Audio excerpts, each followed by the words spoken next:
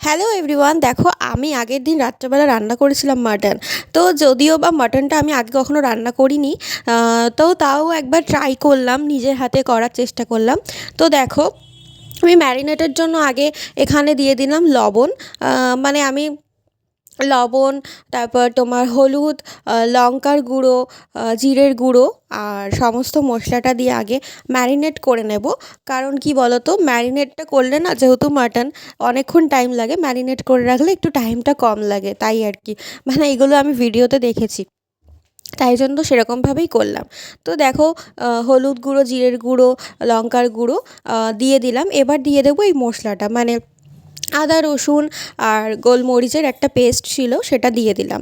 তো দিয়ে ভালো করে মাখিয়ে নিলাম। ওর মধ্যে আমি পেঁয়াজটাও দিয়ে দেবো। দেখো, পেঁয়াজটাও দিয়ে দেবো।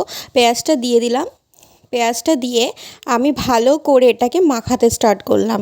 এবার কি হলো, ভালো করে মাখালে না, পেঁয়াজটার সাথে আমি একটু সর্ষের তেলও দিয়ে দিলাম, যাতে এটা মাখানোর সাথে সাথে পেঁয়াজটাও মানে অনেকটা সফট টাইপের হয়ে যায়। তো দেখো, তারপর ঢেকে দিলাম। ঢেকে দিয়ে সর্ষের তেল দিয়ে দিলাম, আর একটু দেখো চিনিও দিয়ে দিলাম, যাতে চিনিটা দিলে না কালারটা ভালো হয়।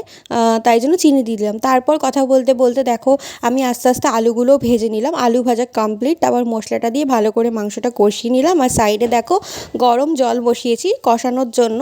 তো দেখো, কষাতে কষাতে আমার এই সাইডে পেঁপে আর চর্বিটাও রেখে দিয়েছিলাম, যাতে আমি এটা পরে দিয়ে দিতে পারি। তো পরে দিয়ে দেখো, আমার মাংস করার রেডি। তো দেখো, বাবার থেকে রিভিউ নেব কেমন হয়েছে। খেয়ে বলো কেমন হয়েছে। ভালো আছে। First class first class.